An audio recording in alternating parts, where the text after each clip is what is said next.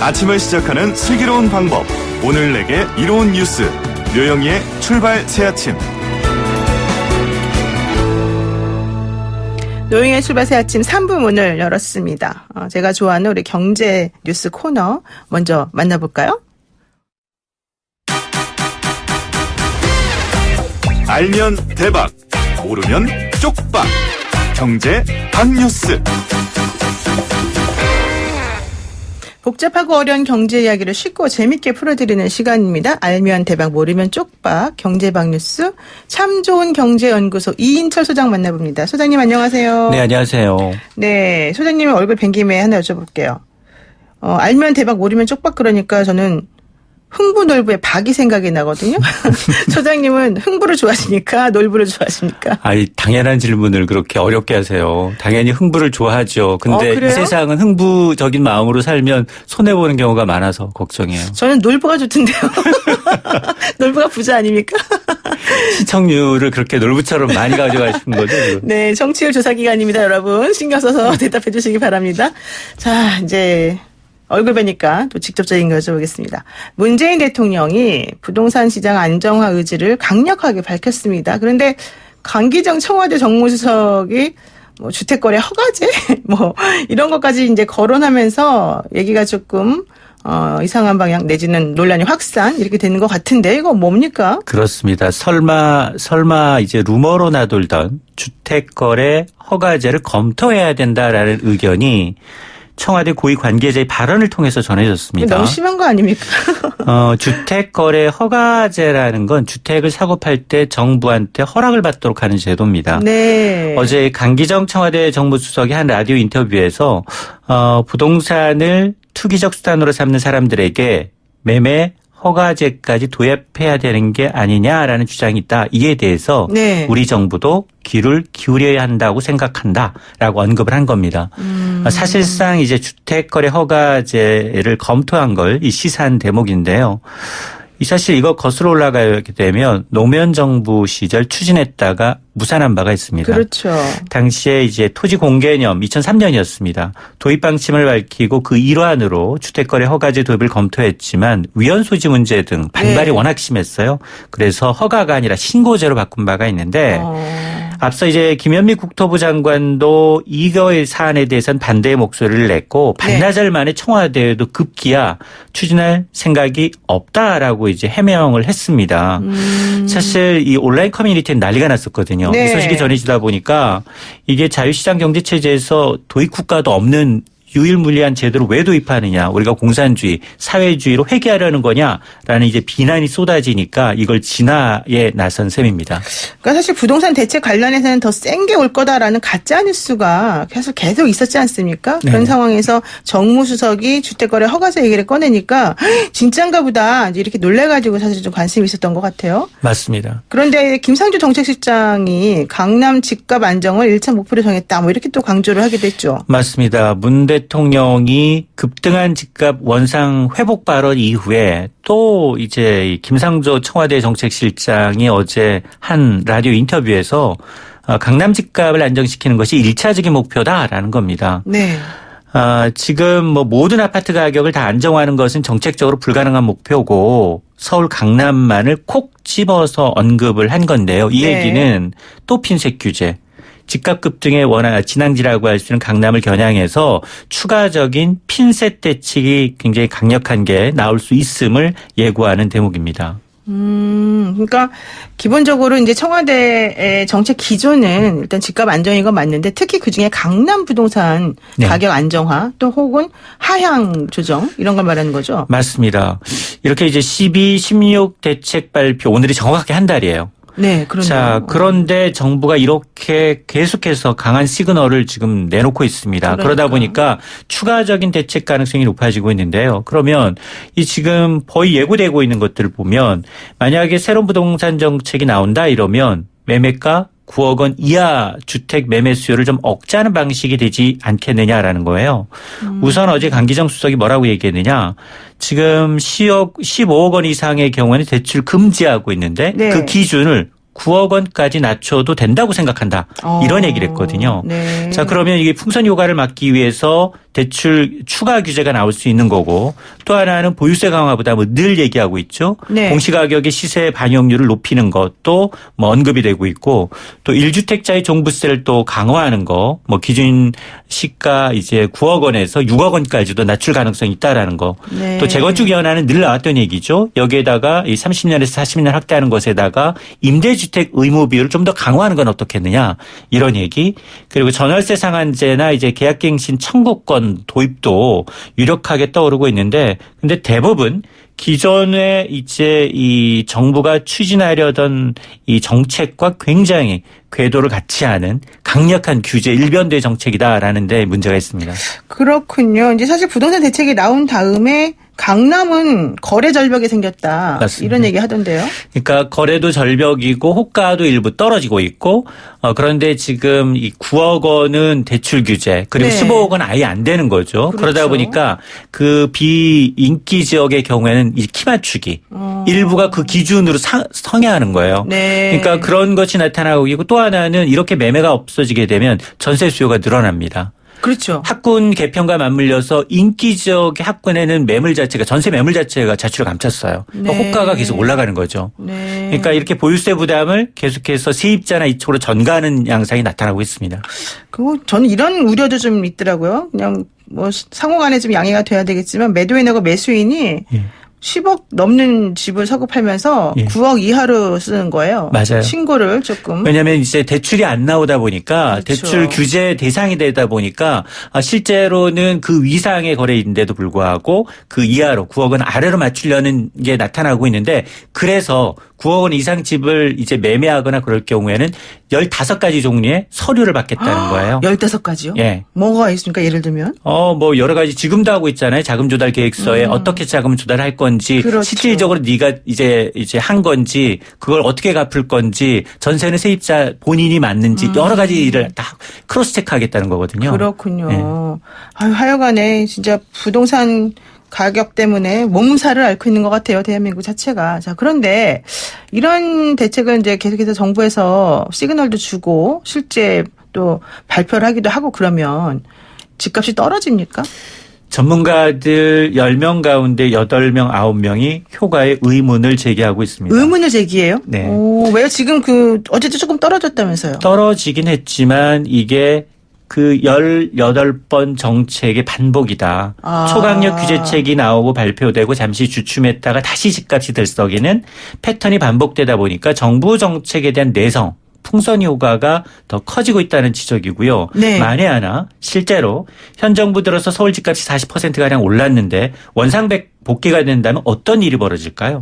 어떻게 돼요? 어떤 일이 벌어지느냐. 집값이 폭락한다는 건 담보가치의 급락을 의미합니다. 그러네요. 그러면 금융권 부실로 이어져요. 네. 40% 이상 집값이 떨어지게 되면 금융권이 부실된다는 얘기는 그만큼 경제 위기의 단초가 될 수 있다는 겁니다. 그러니까 오히려 어려운 사람이 더 어려워질 수 있거든요. 그렇군요. 그러니까 집값이 오를 때 나타나는 부작용보다 집값이 같은 기간 이렇게 빠른 속도로 내리게 되면 더 큰 쇼크가 올 수 있다는 겁니다. 오히려 집값이 떨어짐으로 인해서 그 경제적으로 조금 안 좋게 되고 경제적으로 안 좋게 된 개인들이 또 이자도 못 내고 대출금도 못 갚는다. 그러면 돈 있는 부자들의 문제가 아니라 자영업자들, 중소기업들이 오히려 더 먼저 타격을 받는다는 거죠. 그렇군요. 그러다 보니까 전공법은 뭐냐. 지금까지는 사실 공급을 하면 3기 수도시 외곽 지역에다가 했잖아요. 네. 그게 아니라 정말 재건축 재개발 규제를 풀어서 도심에 공급을 하되 그게 주로 임대주택 위주로 공급을 좀 늘려야 된다라는 거고 또 하나는 다주택자하고 임대 사업자들이 지금 이제 체계적으로 매물이 잠겼어요. 못 네, 팔아요. 8년 동안은. 근데 이거를 좀 어떻게 유도해야 돼요. 왜냐하면 그게 한 220만 채가량이 돼요. 그렇죠. 그러니까 이걸 풀어야 되고 또 하나는 1100조 원에 달하는 이 시종 유동성이 지금 부동산에만 묶여 있는데 이걸 주식이나 다른 자산으로 흘러가도록 해야 돼요. 근데 주식은 지금 코스피가 2200이 넘었는데도 개인들이 거들떠도 안 봐요. 부동산만 기다리고 있는 거예요? 그렇습니다. 네. 그러니까 옛날처럼 주식에 간접 투자하게 되면 세제 지금 일몰되니까 비과세를 다 없애버렸거든요. 주식 관련해서는. 그렇군요. 대부분. 네네. 근데 그런 이제 차츰차츰 돈이 이쪽으로 돌게끔 자산을 좀 올릴 수 있는 어떤 정책이 마련이 돼야 되는데 당장 이제 세금이 나간다는 이유로 일몰을 다 없애버리고 그러니까 주식 쪽은 또 그리고 이제 펀드 관련해서는 사모펀드 관련해서는 손실 100% 네, 뭐 가져갔잖아요. 라임도 그렇고. 예. 그러니까 그런 것 때문에 뜨거. 이쪽은 더 쳐다보지도 않는 그러니까 거예요. 그러니까 시장에 너무 돈을 많이 풀어져 있는데 그 돈을 좀 제대로 좀 투자할 곳을 찾아줘야 되는데 찾아주지는 못하고 불안감을 한쪽으로. 야기시키고 있다 이런 그렇습니다. 얘기시군요. 맞습니다. 알겠습니다. 오늘 말씀 여기까지 듣겠습니다. 좀 우울하네요, 근데. 부동산은 늘 우울해요. 네, 그렇군요. 네, 지금까지 참좋은 경제연구소 이인철 소장이었습니다. 네, 감사합니다. 자, 안녕하세요. 노영희의 출발 새침에서 한 분만 판다 출연 중인 시사평론가 김현성입니다. 안녕하세요. 변호사 김태현입니다. 지금요, 올해 첫 라디오 청취율 조사가 이루어진다고 합니다. 먼저 02로 시작되는 전화는 일단 받아주세요. 청취율 조사일 수도 있으니까요. 즐겨 듣는 라디오 프로그램은 뭐죠? 이렇게 묻거든요. 그럼 뭐라고 대답하시면 되냐? 노영희의 출발 새 아침. 이렇게 대답해 주시면 되죠. 청취율만큼 더 깊이 있는 내용으로 보답해드리겠습니다. 저는 원래요, 청취율 뭐 이런 거 그냥 별로 신경 안 쓰는데 안 나오면 여러 사람 피곤하니까 잘 좀 부탁드릴게요. 자, 청취율 조사 전화에는 노영희의 출발 새 아침.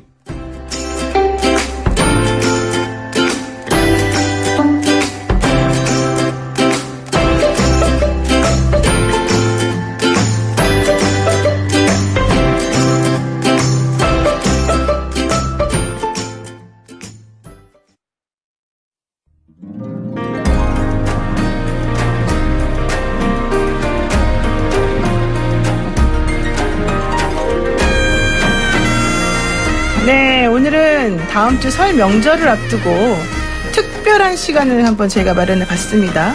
명절 밥상머리 민심 이렇게 부르잖아요. 친척들이 다 모여서 설 명절을 쇠는데 이때 정치적인 이슈, 경제적인 이슈, 뭐 결혼했냐 안 했냐 이런 거 가지고 서로 갑론을박을 펼치죠. 그러는 사이에 친척 어른들하고 의견 차이가 심해지기도 하고 대화하기가 힘들어지기도 하고 이런데요. 이 배후에 가짜 뉴스가 있다는 겁니다. 그래서 전문가 두 분 모시고 이 유튜브발 가짜 뉴스에 대해서 한번 제대로 알아보는 시간을 가지려고 합니다. 가짜뉴스 저격을 표방한 유튜브 채널 헬마우스를 운영하는 두 주역입니다. 오늘 아침에도 사실 이분 나오셨었는데요. 헬마뉴스 코너를 맡아주고 계시는 헬마우스 임경빈 작가 나오셨고요. 안녕하세요. 안녕하세요. 또 뵙습니다. 네, 인사 두 번이나 합니다, 오늘. 네. 그리고 헬마우스 채널의 책임 프로듀서입니다. 하헌기 PD 함께 모셨습니다. 안녕하세요. 안녕하세요. 네, 우리 하 PD님 얼굴 조금 더 들어서 잘생긴 얼굴 좀 보여주세요. 보이는 라디오니까. 자, 일단 예전에는요. 네. 카카오톡 같은 메시지를 속칭 이제 뭐 찌라시라고 우리가 보통 불렀는데 네. 그런 게 많이 돌아다녔어요. 예. 그러니까 우리는 그거 보면서 이건 뭐 가짜 뉴스일 가능성이 높다라는 생각을 하면서 이제 보긴 했는데 요즘은 유튜브 영상으로 그냥 뉴스처럼 진짜 진행을 하니까 이게 가짜일까라는 생각을 좀 못하게 되는 게 좀 있는 것 같더라고요. 그게 이제 보세요? 사실 굉장히 중요한 문제인데요. 어떤 경우에는 유튜브 채널들이 덩치가 커지다 보니까 자기네 나름대로 스튜디오를 차려놓고 진짜 방송처럼 진행을 해요. 그러니까 아무래도 이제 보시는 분들 입장에서는 네. 이게 뭐 TV 방송이랑 큰 차이가 없는 그런 공신력을 갖고 있는 방송이다. 그렇죠. 그런 인식이 있다 보니까 내용 검증은 조금 지나치게 되는 경우들이 있어요. 그런데 이제 더더구나 유튜브를 통해서 퍼지다 보니까 그걸 이제 카톡에 얹기만 하면 그 영상을 다 이제 돌려볼 수 있게 되니까 확산성 측면에서도 훨씬 강하죠. 그렇죠. 전파성, 확산성이 엄청나게 크고 네. 또 영상이라고 하는 그 매체가 주는 신뢰감이 조금 있지 않습니까? 예, 그렇기도 하고요. 그리고 진짜 뉴스 사이사이에 그게 들어가요. 이를테면 지금 방송하는 YTN 라디오 같은 경우도 끝나고 나서 유튜브로 재가공이 되잖아요. 네. 그거를 보내고 그 다음에 다시 무슨 가짜뉴스 유튜버를 보내면 차이가 별로 안 느껴지는 거죠. 똑같이 스튜디오에서 나와서 떠들게 되니까. 그래서 진짜 뉴스 사이사이에 가짜뉴스들이 들어가기 때문에 네. 조금 착각하게 되는 경향도 있는 것 같습니다. 사실 우리가 가짜인지 아닌지 알려면은 그 사실에 대해서 좀 알고 있어야 되는 건데 모르는 내용을 상대방이 막 그 여러 가지 객관적 수치와 함께 얘기를 해주면 진짜인가 보다 이렇게 생각할 수밖에 그렇죠. 없지 않습니까? 이거 상당히 좀 어려운데요. 어쨌든 특히 더 문제가 이제 요즘 어르신들이 주로 이 가짜 뉴스 관련된 유튜브를 좀 많이 보신다 이런 네. 얘기가 있더라고요. 네. 명절 때 사실 어떤 가족들 간에 혹은 친척들 간에 이제 충돌이 벌어질 때, 의견 네. 충돌이 벌어질 때, 근거로 많이 드시는 게 그런 가짜뉴스 유튜브 채널들에서 얻은 정보들이다. 이런 얘기들을 저희가 이제 운영하고 있는 헬마우스 채널을 통해서도 이제 고통을 호소하시는 고통을 호소하세요. 그 자녀분들이 정말 꽤 있어요. 네네. 그래서 그것 때문에 어머니랑 싸웠어요. 아버지랑 얘기하기가 너무 힘들어요. 이제 이런 분들이 굉장히 많거든요. 네네. 그러니까 아마도 이번 설에 이제 친척들을 만나러 가시면 그런 고통을 받는 분들이 많으실 것 같은데 저희는 사실 그 이제 크게 보면 이거를 이제 저희는 뉴스형 가짜뉴스다. 이런 식으로 분류를 합니다. 아까 말씀드린 대로 스튜디오를 차려놓고 네. 마치 뉴스 프로그램을 진행하는 것처럼 하는 것들 그 경우에도 이제 크게 보면 몇 가지 좀 패턴이 있습니다. 아 그래요? 무슨 예, 패턴이 있습니까? 몇 가지 패턴이 있는데 이제 저희끼리 이제 칭하기로는 속칭 뇌피셜이라고 하는데요. 뇌피셜이요? 네. 자기들 안에 이제 그 머릿속에서 나름대로 사실관계를 조합해내는 경우. 그러니까 그게 이제 정확한 정보나 어떤 근거 자료가 있는 게 아니라 머릿속에서 상상의 나래를 펼쳐서 이게 이미 어떤 확정된 사실인 것처럼 이게 정확한 분석인 것처럼 떠드는 경우들이 종종 있습니다. 네. 그래서 이게 마치 시사 프로그램의 일종인 것처럼 하는 거죠. 그런 행세를 하는 것들. 이게 좀 종종 있는데 예를 들어서 한번 좀 설명을 구체적으로 해줘야 될 것 같은데요. 저희 이제 하원기 PD가 그런 분야에 대해서 전문가입니다. 얘기 좀 해주시죠. 네. 이를테면 우익 유튜버 중에는 신의 한수라는 채널이 있는데 네. 120만 가까운 구독자를 보유하고 있고요. 엄청나게 구독자가 많군요. 예, 스튜디오에서 언론인들 모셔서 이렇게 논평도 듣고 하는데 근데 12분 동안 떠들면서 한다는 얘기가 이재용 삼성전자 부회장이 빨간색 점퍼랑 빨간색 모자를 입고 외출을 하는데 네. 저게 빨간색 점퍼를 입었으니까 저 사람은 자유한국당 지지자일 것이다라는 내용으로 분석을 해요. 이걸 좀 잘라서 가져왔는데요. 한번 일단 들어보고서 다시 얘기 나누죠. 예. 그 옆에 보좌하는 사람들이 얼마나 많습니까? 비서실에서요. 오늘 빨간 잠바에 빨간 모자 하면은 혹시 자유한국당을 지지한다라는 것 때문에 혹시 민주당에서 탄압이 들어오지 않을까요? 청와대에서 탄압이 들어오지 않을까요? 분명히 얘기를 합니다. 보고를 합니다. 그런데 이재용 부회장이 이거 왜 강행했겠습니까? 어차피 재판부에서 파기환송으로 돼서 나는 문재인 정권에 찍힌 지가 이미 오래다. 근데 이재용 부회장이 나올 수 있는 방법이 있습니다. 4월 15일 총선에서 200석 이상으로 승리를 하게 되면은 재판부도 대법원장도 바뀔 수가 있고요. 그렇죠. 그 다음에 정권도 바뀔 수가 있습니다. 그래서 지금 이재용 부회장은 국민들에게 자유한국당에게 신호를 보내고 있는 겁니다. 나는 빨간색을 입고 나왔으니 애국 시민들 이번에 총선에서는 표를 모아주십시오. 그러니까 삼성전자 이재용 회장이 빨간색 점퍼와 빨간 모자를 쓴 게 한국당 의원들에게 조금 어필하는 것도 있고 국민들한테 어필을 한다는 국민들에게도 거죠. 어필을 하고. 예, 굉장히 좀 그 충격적인 얘기인데 사실은 그리고 그 목적이 본인의 예. 그런 형과 관련된 거다 이런 얘기예요. 그렇죠. 재판에서 굉장히 지금 불리한 상황이니까 자신이 여기서 이제 빠져나가려면 네. 자유한국당에게 표를 몰아주십시오라고 국민들한테 신호를 보낸다는 거죠. 사실은 이게 굉장히 황당한 얘기고 어떻게 보면 이제 삼성전자나 혹은 뭐 이재용 부회장 입장에서는 야 이거는 음해다. 네. 나에 대한 음해다라고도 할 수 있을 정도로 굉장히 충격적인 얘기인데 저게 광화문 집회 가거나 네. 뭐 어디 수사받으러 가는 게 아니라 친구 만나러 부산 갈 때 입은 옷인데 저게 이제 파파라치처럼 찍힌 사진이거든요. 네. 그 사실관계를 파악해 보니까 그랬습니다. 이제 그날이 어떤 날이었냐면 이재용 부회장이 뭐 스웨덴에서 온 어떤 클라이언트들하고 이제 미팅도 좀 하고 그러고 나서 부산에 살고 있는 지인을 만나러 가는 길이에요. 그래서 백팩을 메고 네네. 가벼운 차림으로 그 KTX SRT를 타러 가는 그런 모습이거든요. 네. 근데 이제 그게 무슨 자유한국당 국회의원들이 뭐 검찰청에 가서 뭐 항의를 할 때 코디를 빨간색으로 맞추는 거랑 같은 거다.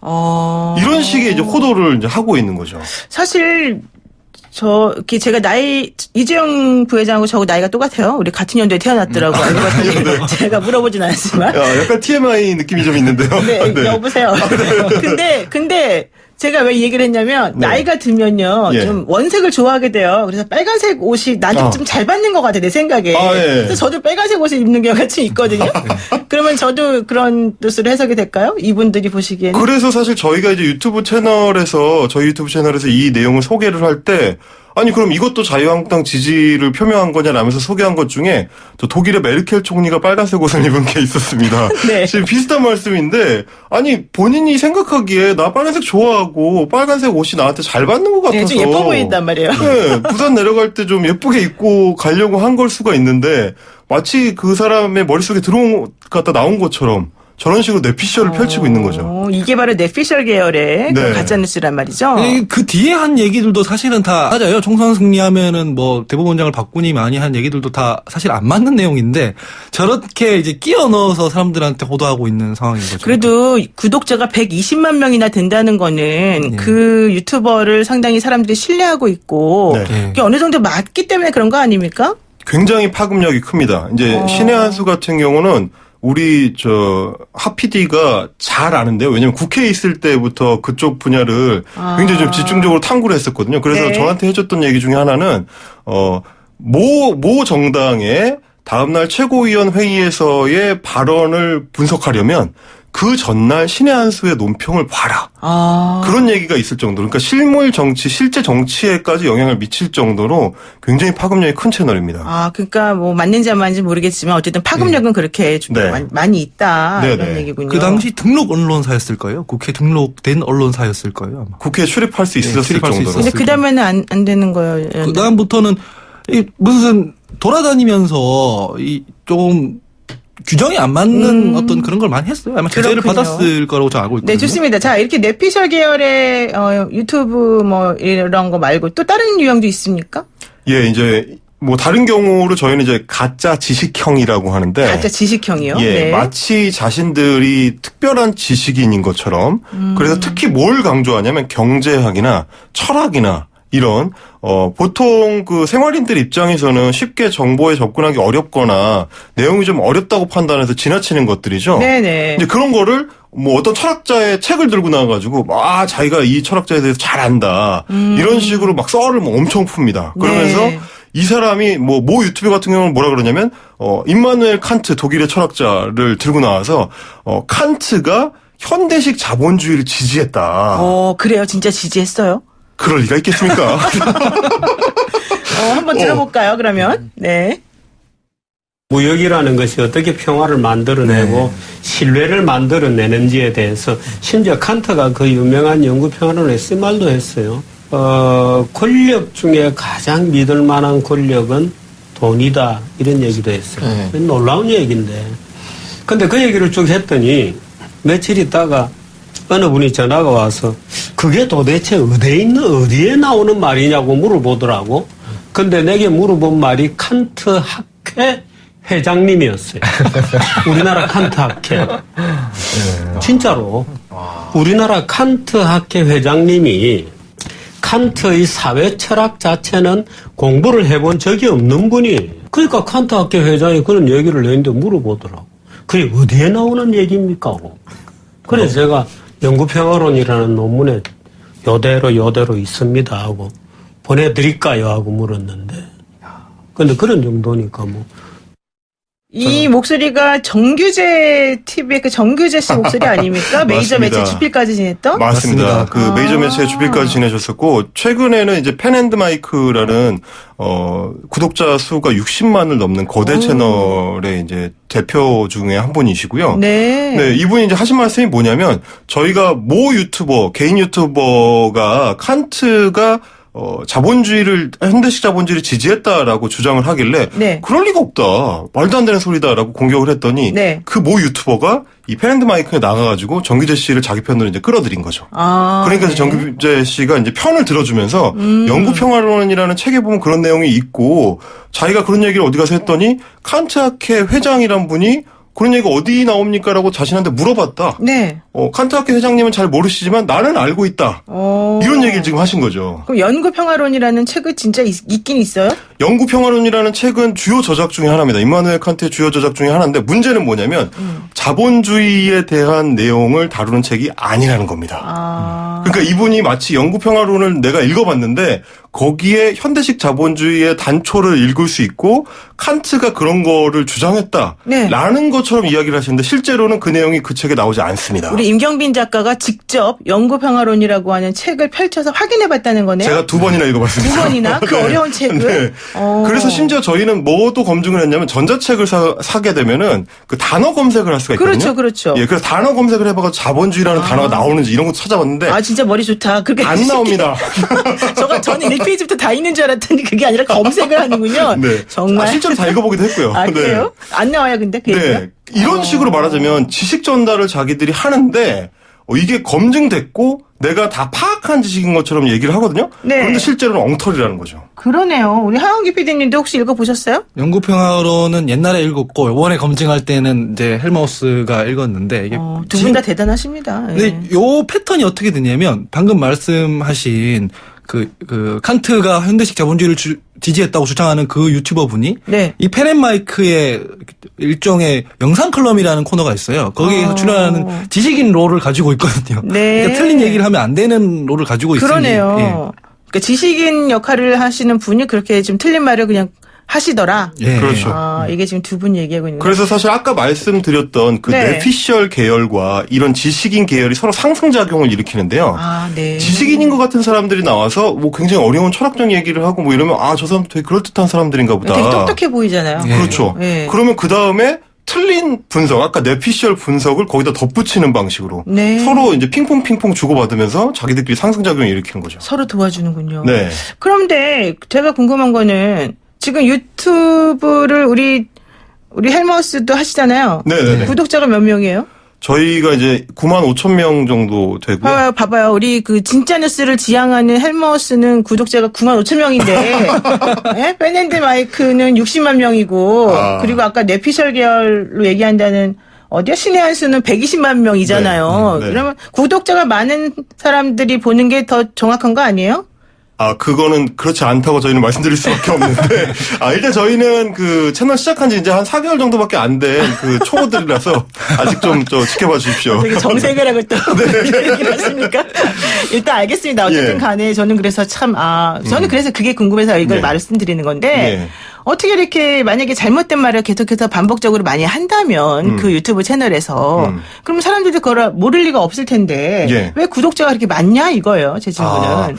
그게 저희도 관찰을 하고 분석을 해보니까 이런 가짜뉴스 유튜브 채널들도 나름대로 어떤 패턴이나 노하우가 있더라고요. 아, 노하우가 있군요. 예, 이 네. 부분은 또 우리 하원기 PD가 잘 분석을 해줄 텐데 말씀 좀 해주세요. 일단은 뉴스를 정보로 전달하지 않고 서사화 시켜서 전달을 해요. 스토리로. 예를 들면 뭐예요? 어떻게 한다는 거예요? 서사화가 뭐예요? 이를테면은 캐릭터를 만드는 건데 이게 이제 무슨 사건이 있었다는 게 아니라 뭐 자기들 반대편에 적을 설정해 두고 네. 무슨 이제 정권과 여당이라고 할 수 있겠죠. 여기 경우에는 문재인 정권이나 민주당한테 어떤 특정한 속성을 부여해서 어떤 공산주의자들이다. 한국을 공산화시키려고 하는 세력이다라는 틀을 만들어 두고 이야기를 다 우겨 넣어 버리거든요.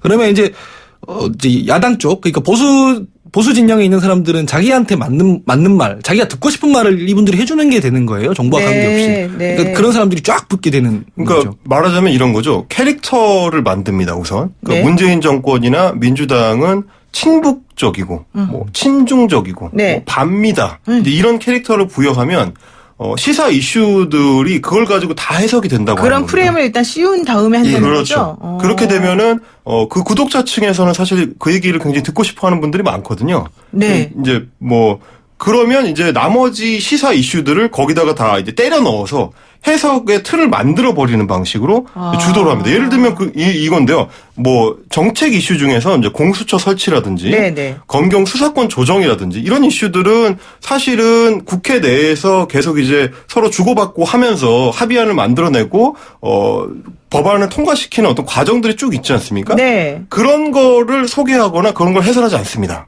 그럼 뭘 합니까? 그게 중요하지 않고 네. 공수처를 만드는 이유는 친북적이고 공산주의에 친화적인 이 정권이 독재를 하기 위해서 만든 거다. 일단 전제를 그렇게 깔고 그 그런- 얘기는 예, 그렇죠. 사실이라는 전제 하에서 그다음 얘기를 이어간다. 그렇죠. 그런 식으로 스토리를 만들어 버리는 거죠. 네. 근데 사실은 뭐 공수처 설치나 검경수사권 조정이 그런 내용이 아니잖아요. 근데 지금 헬마우스가 예. 하신 말씀은 사실은 자유한국당에서 이 공수처법을 반대하면서 내세운 논리잖아요.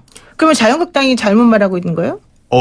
그래서 사실 저희가 아까 신의 한수의 논평이 어떤 정당한테 영향을 미치기도 하더라라는 그 카더라를 전달을 해드린 건데, 네. 약간 그런 맥락이 있을 수는 있습니다. 뭐 저희가 이제 확정적으로 그런 얘기를 드릴 그렇죠. 수는 이건 없지만. 평가의 영역이 또 들어가니까 네네. 가치 판단도 뭐 들어가고. 공수처나 검경수사권 조정 같은 경우는 사실은 실제 내용을 들여다보면 좀 그 해석의 여지들이 좀 많이 있잖아요. 뭐 하피디가 전달을 해주신다면. 이를테면은 그 법 자체가 4+1 이제 합의를 통해서 나온 법이고 그 공수처 같은 경우에도 저쪽에서는 무조건 어떤 정권 보위를 목적으로 사용한다고 얘기를 하고 있어요. 근데 사실상 공수처장 임명 과정에서부터 야당의 견제를 받는 거고 이런 얘기들을 쫙 빼고 저쪽에서는 전달을 하고 있는 거거든요. 예. 그러니까 이런 거군요.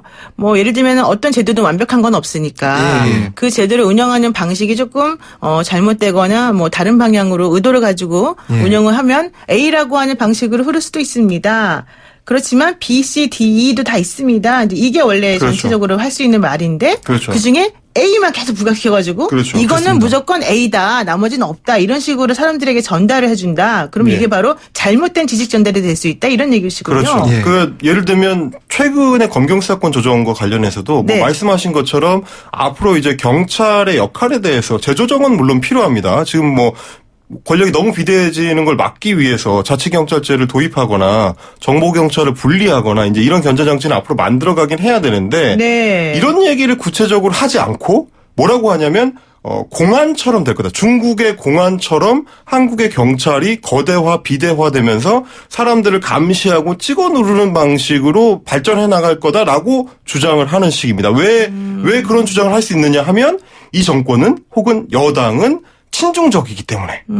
그래서 중국처럼 행동할 것이다. 근데 그거는 뭐 가짜뉴스라기보다는 일단 네. 그 본인이 생각하는 가치관이나 지향점과 연결된 판단의 영역이기 때문에 네. 무조건 이게 가짜다 진짜다라고 말할 수가 없잖아요. 근데 문제는 바로 그 가짜다 진짜다 말할 수가 없다는 거를 알면 되는데 그렇죠. 예. 그거를 말을 안 하고 이거는 무조건 진짜니까 이렇게 됩니다라고 얘기를 해버리는 게 문제라는 거죠. 그렇죠. 그렇습니다. 예. 그러니까 정책 이슈를 사실 전달할 때는 조금 전에 저희가 말씀드린 것처럼 어떤 근거나 네. 뭐 법안에 대한 그 구체적인 내용을 소개를 하는 게 반드시 따라붙어야 되는데 네. 그 근거가 이런 정책 얘기가 아니고 중국 얘기. 중국과 이 정권이 유사한 성격을 갖고 있다. 이건 사실 전혀 검증이 안 된 뇌피셜이니까요. 네. 이런 문제가 있는 거죠. 그럴 수 있군요. 근데 이런 의문이 생기네요. 두 분 말씀 듣다 보니까 지금 얘기하신 채널들은 사실은 보수적인 성격의 유튜버들이 하는 채널이고 네. 또 이른바 우파 쪽으로 분류되는 유튜브 패널들이잖아요. 네네. 상당히 그 영향력이 센. 네네. 그러면은 유튜브를 뭐 보수 진영에서만 하는 게 아니라 진보 성격을 가진 분들도 할 텐데 그럼 진보 성향을 가진 사람들이 하는 유튜브 채널에서는 이런 게 없어요? 비슷한 경우가 종종 있습니다. 이제 어떤 경우가 있냐면 이제 네. 음모론과 관련된 것들인데요. 음모론요? 예, 네. 특정 사실을 좀 부풀리거나 이 조금 비는 부분을 자기가 생각하는 음모로 이제 채워넣는 경우들이 종종 있습니다. 네. 근데 이제 다만 저희가 그 가짜뉴스 저격 그 채널이라는 걸 운영하면서 관찰하고 분석해 본 결과 네. 소위 이제 우익 쪽에서 이야기하는 좌파 가짜뉴스 채널들이라는 게 일단은 영향력이 굉장히 미미합니다. 아, 왜? 미미해요, 영향력이, 좌파는? 예. 대체로 진보 쪽은? 네. 특히 이제 가짜뉴스, 그 진보 쪽 가짜뉴스를 자기들이 이제 설파하는 채널들은 네. 워낙 그 구독자 수가 적어요. 구독자 수가 적어서.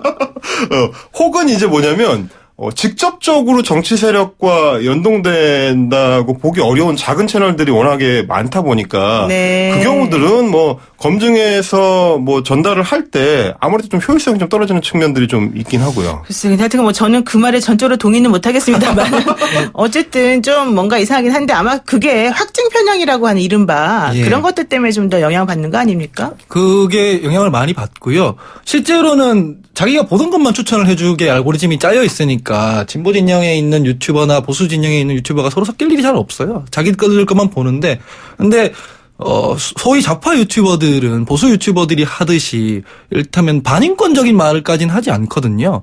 뭐 방송에서 하기 되게 어려운 수준의 어떤 혐오 발언 이런 것까지 하는데 이를테면은 모 유튜버는 제주 4.3 사건을 두고 이런 식으로 얘기를 해요. 해충을 박멸하다 보니까 익충도 잡힌 거다. 이런 식의 워딩을 사용하거든요. 네. 저희가 이제 가짜뉴스를 설파하면서도 그런 정서를 뿌리는 사람들을 위주로 타겟을 하다 보니까 그렇게 지금 타겟이 잡히고 있는 거예요. 근데 사실 뭐 딱 그렇게 단정적으로 말하는 건 사실 좀 위험할 것 같고, 왜냐하면 이제 두 분도 사실은 모든 유튜브 채널을 다 들으신 건 아닐 테니까, 이제 그거는 이제 확인을 해봐야 되겠지만, 그렇죠. 일단 그렇죠. 경향상으로 봤을 때 요즘 유튜브 채널은 내가 자주 보고 내가 좋아하는 류의 것들을 조금 자동 추천해주는 그런 방식이기 때문에 네. 그러다 보니까 오히려 확증 편향이 계속 강화되고 예. 그런 쪽으로 조금 더 점점 빠져들어갈 수는 있다. 위험성이 예. 있다. 이제 이 정도로 사실은 마무리를 짓는 게 맞을 것 같네요. 네. 정말 근데 어려운 것 같아요. 솔직히 말해가지고 요즘에 인터넷이 발달하면서. 그러니까 어떻게 사실 보세요? 저희도 이제 유튜브를 계속 관찰하고 또 직접 유튜브를 해보면서 느끼는데 네. 자칫하면은 이제 생각이 좀 고이는 문제가 발생할 수도 있겠더라고요. 저희가 처음에 그 설 같은 명절에 서로 의견 충돌이 된다라고 이야기를 드렸던 것도 네. 대화가 되려면 상대를 이해하려는 어떤 노력이 필요한데 그렇죠. 지금 확증 편향 속에 갇히게 되면 더 점점 자기 생각 속으로 이제 파고 들어가게 되거든요. 그래서 남의 말을 더 안 듣게 되고 그런 게 사실 명절처럼 뭐 여러 사람들이 모이는 자리에서는 자칫하면 대화를 막는 그런 문제가 생길 수가 있는 거죠. 지금 그 1793 쓰시는 우리 애청자분께서 진보는 정부가 하는 거 홍보만 하잖아요. 너무 편파적인 거 아닙니까? 근데 이런 물음을 주셨습니다. 여기에 대한 대답을 한번 해주실까요? 그런 부분이 있는 것 같아요. 정부가 하는 거를 방어하는 데 치중하는 역할을 많이 하는 것 같아요. 이슈들 정부가 공격을 많이 받지 솔직히 않습니까? 인정하시는군요. 저는 뭐 네. 그런 경향은 있는 것 같고 네. 실제로 예. 이제 그렇지만, 네. 예. 저희한테도 사실 그런 말씀해 주시는 분들이 많아요. 왜 그렇죠. 소위 네. 우파 유튜버들만 공격하냐. 네. 진보 유튜버들도 잘못된 정보를 전달하는 경우가 많이 있는데. 그렇죠. 예. 이제 저희가 뭐 라이브 방송을 통해서도 말씀을 드렸습니다만은 저희는 기본적인 어떤 원칙이 있는데 반인권적인 행태나 이제 발언을 하는 경우 네. 내지는 역사 왜곡을 심각하게 하는 경우 뭐 어떤 유튜버들은 위안부에 대해서 모욕적인 발언을 네. 막 쏟아내는 경우들이 있어요. 이제 네. 그런 거를 이제 바로잡는 거. 그래서 이제 어떤 공론장의 기초 체력을 다시 회복시키는 게 저희의 목적이다 보니까 일단 기초적인 거를 잘못하는 경우, 이제 뭐 정부 정책에 대해서는 찬반이 있을 수가 있는 건데 네. 그런 문제들을 먼저 좀 지적해서 수정하는 게 필요하겠다 그런 입장입니다. 맞습니다. 자, 인터넷 시대를 살다 보니까 여러 가지 명암이 있습니다. 근데 최근에는 넘쳐나는 정보들을 어떻게 걸러서 잘 내 것으로 흡수할 수 있을지 이런 게 참 중요한 문제인 것 같은데요. 아무래도 가짜 뉴스의 바다에서 살고 있기 때문에 이런 그 좀 본인을 되돌아보는 혹은 정보를 무조건적으로 받아들이기만 하면 안 된다는 이런 얘기가 나오는 것 같습니다.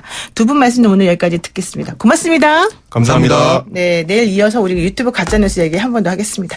오늘 말씀 고맙습니다. 지금까지 헬마우스 임경빈 작가, 하헌기 PD였습니다. 노영의 출발 새 아침 3부 순서 여기서 마치고요. 잠시 후 4부에서 뵙겠습니다.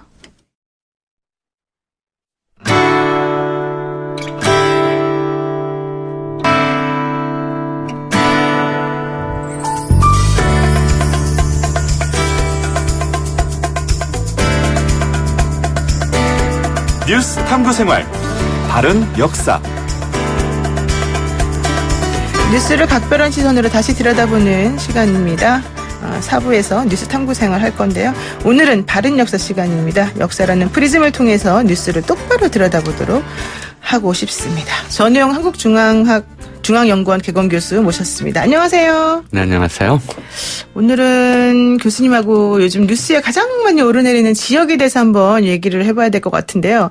혹시 어딘지 탁 감이 오십니까? 감은 오는데 이게 뉴스를 좀 똑바로 바라보는 거하고 무슨 관계가 있는지는 모르겠습니다. 예. 네. 지금 종로 얘기하겠다는 거죠, 우리가. 예. 예, 그러니까 뭐 총선을 앞두고 정치 1번지라는 별명이 늘 붙어 다니는 왜 정치 1번지인가? 네, 맞아요. 네. 그런 얘기를 좀 역사적으로 풀어볼까 싶은데 네. 별 관계가 될지는 잘 모르겠습니다. 지금 이제 뭐 그 보통 가장 치열하게 좀 상징적인 의미에서 그 승자가 나중에 결정이 되고 나면은 우리나라 그 정치 지역 영향을 미칠 수 있는 그런 지역이다라고 하는 의미로 지금 종로를 얘기하는 분들이 많은 것 같은데요. 이 지역이 처음부터 이런 중심이 되는 그런 곳이었나요? 그러니까 조선 왕조가 개창이 됐고 한양으로 도읍을 옮긴 이후에 네. 그때부터는 서울의 중심이었죠. 이제 이걸 생각하시면 될 것 같아요. 그러니까 이 현대에는 도시가 워낙 광역화, 대규모화해서 네. 뭐 서울만 해도 워낙 이제 면적이 넓어졌지만 근대 이전, 그러니까 고대와 중세의 도시들은 상대적으로 규모가 굉장히 작았어요. 그렇죠. 그리고 규모는 작고 작은 공간에 여럿이 모여 살지만 도시라고 하는 것이 일종의 생활 공동체이면서 동시에 방위 공동체였기 때문에 방위 공동체요? 예. 네. 성벽으로 다 둘러싸고 성문 안에 모여 사는 공간이잖아요. 그러네요. 외적이 침입하면 성문을 닫아 걸고 함께 농성하고 함께 싸우는 사람들이 도시민이었거든요. 네. 그러니까 비상사태가 생기거나 이 도시주민들의 일상의 경우에는 이제 좀 일사불란 때로는 통제할 필요가 있었어요. 그런데 그 시대에 무슨 라디오가 있는 것도 아니고 휴대전화가 있는 것도 아니고 네. 어떻게 통제할 것이냐. 그러니까 어느 나라에서나 그래서 이 가장 소리가 멀리 나가고 단순한 소리로 쉽게 사람들에게 신호를 줄 수 있는 그런 기구들을 도시 중심부에 설치를 하죠. 그게 종이에요. 종. 예, 그러니까 지금 우리도 보신각 종이 네네. 괜히 치는 거 아니거든요. 이거 성문 열고 닫는 시간이고 도시 안에 화재가 났을 때도 치고요. 알려주는. 외적이 침범했을 때도 치고요. 그러니까 이제 행동을 통제하는 장치였죠. 이게 도시 구석구석까지 다 들려야 하니까 네. 종은 기본적으로 도시 한복판에 두어요. 그러니까 종이 있다는 것, 종로, 종고루 이가가 있다는 것은 여기가 이 도시의 중심이다라는 표시이기도 했던 거죠. 본래 조선왕조 개창 직후 태조 때에는 종을 지금 탑골공원 앞쪽에 만들었다고 그래요. 네. 그럼 옮긴 겁니까? 예, 근데 네. 태종이 즉위하고 다시 이제 개경으로 갔다가 다시 한양으로 돌아오지 않습니까? 네. 그리고는 이제 정도전이 만든 경복궁에 들어가기가 싫어서였는지 따로 궁궐을 하나 더 만들어서 입주를 하죠. 그게 청덕궁이고. 네네. 그 탑골공원 앞에 종로는 청덕궁하고 너무 가까웠어요. 그러네요. 시끄러웠던 것 같아요. 아, 임금님이 생활하시는데 시끄럽다. 이제 예. 밤에 치고 아침에 치고 그러는데. 그렇죠. 아침에 너무 소리가 큰 게 시끄러워서 귀찮아서 그랬는지 현재 위치로 옮긴 거죠. 네. 근데 이 처음에는 지금은 우리가 이제 보신각이라고 이렇게 불러요. 예, 이 예. 보신각이라고 하는 이름은 고종 때 그러니까 청일전쟁 이후에 비로소 붙인 것이고요. 네. 그전에는 그런 이름이 없었어요. 그리고 조선 전기 세종 때에는 이것을 종고루라고 했는데 우리가 누와 각 합해서 누각이라고 하잖아요. 네네. 근데 누는 2층이고 각은 1층이에요. 그러니까 조선 전기에는 2층 건물을 크게 지어서 1층에 종을 걸고 2층에 북을 걸었어요. 그래서 아침에는 북을 치고 저녁에 종을 치고 네. 이런 식으로 이제 시각을 알렸었는데 임진왜란 때 이 종고루가 다 불타버렸거든요. 이 종고루가 얼마나 컸냐면 이 종로 내거리 전체를 다 좀 그 기둥으로 세워놨을 정도예요. 네. 그래서 지금 서울역사박물관 앞에 가면 그 당시 만들었던 종고루의 초석이 지금 남아있는데 아마 조선시대에 지어진 건축물 중에서 가장 그 초석이 컸다. 네. 이렇게 보시면 될 것 같아요. 그만큼 이제 서울의 중심이다라고 하는 이제 인식 또는 중심으로서의 위상을 조선시대 내내 지켜왔던 거죠. 그러면은 이제 종로가 오늘날의 종로처럼 이렇게 중심적인 곳이 되게 된 게 조선시대입니까? 당연히 그렇죠. 그 전에야 뭐 그럴 이유가 없었으니까요. 그렇군요. 그러면은 보통 이제 중심이 된다라고 하면 관공서 같은 게 원래 이렇게 있는 거잖아요. 관공서는 아시다시피 경복궁 주변, 창덕궁 주변에 있었고요. 네. 이 중심부에서 좀 우리가 종로라고 하는 것이 이제 광화문 내거리, 그러니까 네. 세종로와 종로가 만나는 곳에서 시작해서 쭉 동대문까지 뻗어나가잖아요. 네. 그 전체가 사실은 종로예요. 아. 지금도 종로 1, 2, 3, 4, 5, 6가 이렇게 네, 그렇죠. 이제 이름이 붙어 있잖아요. 굉장히 길죠. 청계천로를 빼고는 동서방향 도로 중에서 종로와 을지로가 가장 긴데 을지로는 일제강점기에 만들어진 길이고요. 네. 청계천로는 그야말로 이제 청계천이 복개되고 나서 만들어진 도로이기 때문에 그렇죠. 종로가 가장 동서방향으로 긴 도로였고요. 네.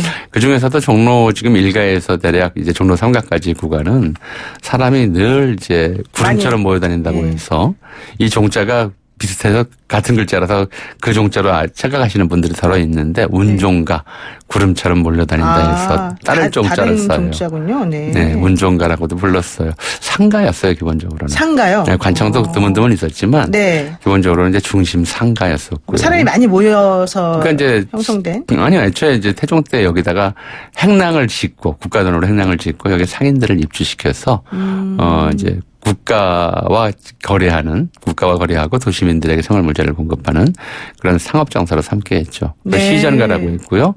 그래서 여기 이제 평시사라고 하는 건물, 그 관청도 있었고, 네. 무엇보다도 유기전이 종로 양쪽에 유기전, 쭉 네. 유기전이라고 하는 대표 상점들이 그릇 같은 쭉 거 모여 파는데 있었죠. 말씀하시는 건가요? 예. 유기전은 이제 뭐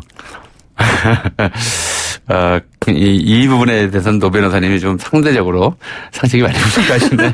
예, 맞아요. 제가 그릇은 좀 유기전에 안 아는 게 들어가고요. 없어가지고. 예. 이제 주로 옷감, 신발, 종이, 네. 그다음에 뭐 어물 이런 것들을 파는 곳, 이런 곳을 이제 6개의 큰 상점이라고 그래서 네. 육주비전 또는 유기전이라고 불렀죠. 그렇군요. 지금 그러면 종로에서 보면 북촌이 있고 서촌이 있고 막 그러지 않습니까?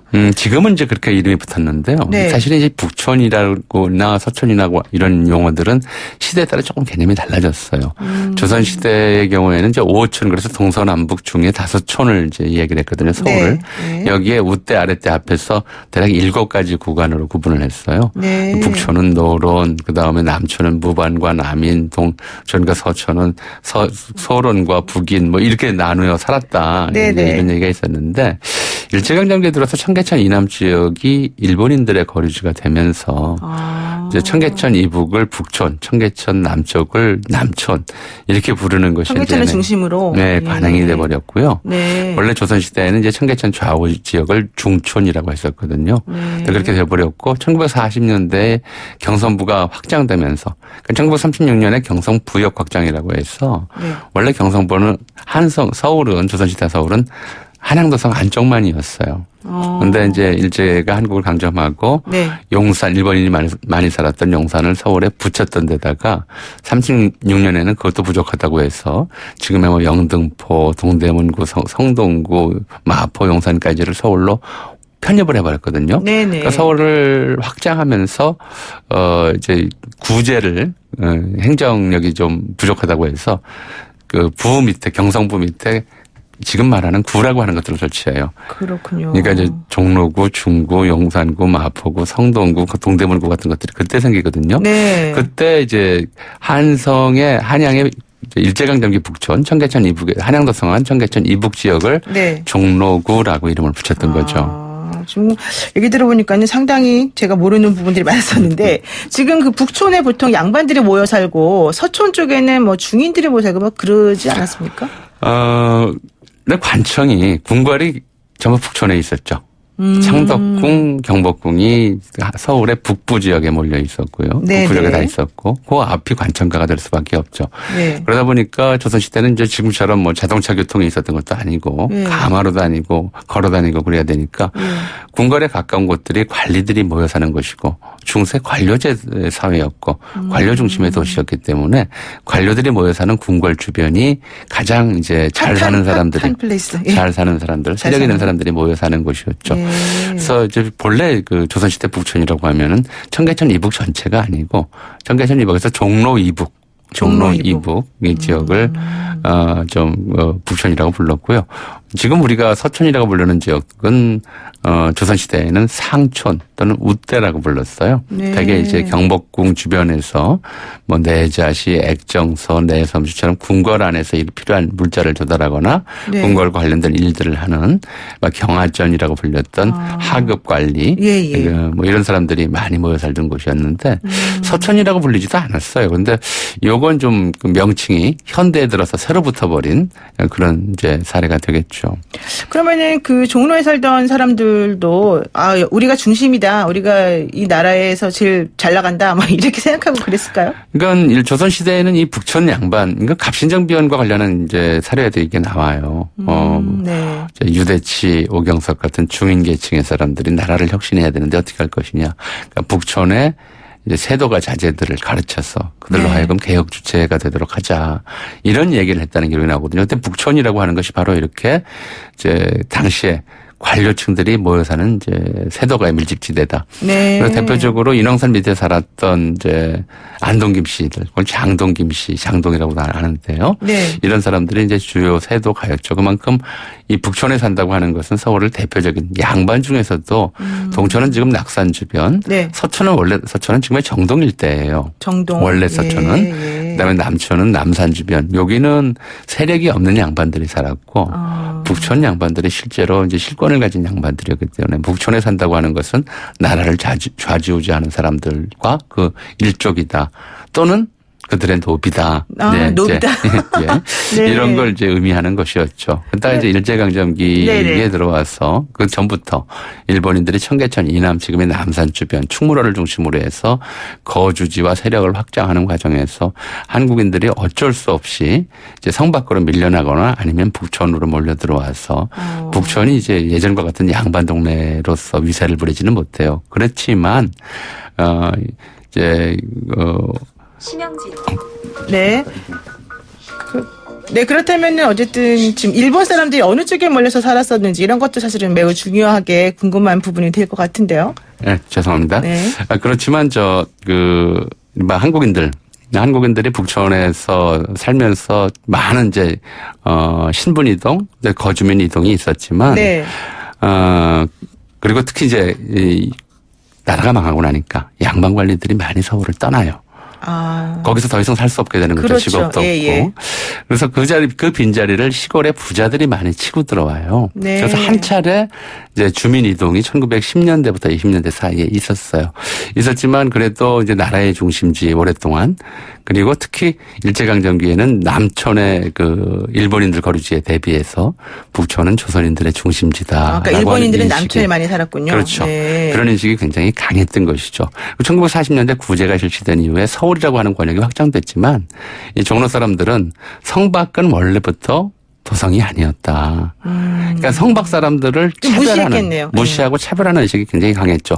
그런 속에서 해방 무렵이 되면 이제 지금의 종로구 일대는 남촌의 일본인 거주지와도 구별되는 조선인들의 정체성을 간직한 곳 그리고 성 밖에 새로 서울이 된 지역들하고 구분이 되는 특권적 지역 제일 이른바 한반도에서 한국 땅에서 잘 나가는 사람들 교양 있는 사람들 지식 있는 사람들 재산 있는 사람들. 네. 이런 사람들이 모여 사는 지역이라고 하는 그런 자부심이 있었어요. 그래서 이게 정치 1번지가 되는 거니까. 그러니까 이제 네. 해방되고 나서 우리가 첫 선거를 할 때부터 네네. 여기는 이제 가장 선진적인 정치 의식을 보여주는 지역이라고 하는 지역 내의 자부심이 있었고 네. 그 지역 외의 사람들도 대체로 그걸 인정을 했던 것이죠. 네. 그래서 정치 1번지라는 별명이 붙은 것은 굉장히 오래됐어요. 옛날부터 그러니까 정치 1번지였군요. 처음 하면서부터. 그러니까 이 지역에서 당선됐던 분들이 장면. 네. 그죠? 4.19 직후에, 총리했던 분들. 네네. 윤보선 전 대통령. 그렇죠. 그리고 이제 우리가 잘 아는 그 노무현 전 대통령. 네. 다 여기에서 당선이 됐기 때문에, 정치적으로 아까 처음에 말씀하셨듯이 큰 영향을 미친 분들이 많이 당선됐고 또 지역 주민들이 그런 의식들을 계속 가져왔던 거죠. 그래서 자부심도 있고 사실 또 중요하기도 하고 이렇군요. 네. 오늘 말씀 여기까지 듣겠습니다. 고맙습니다. 네, 감사합니다. 네, 지금까지 역사학자 전우영 교수와 함께했습니다.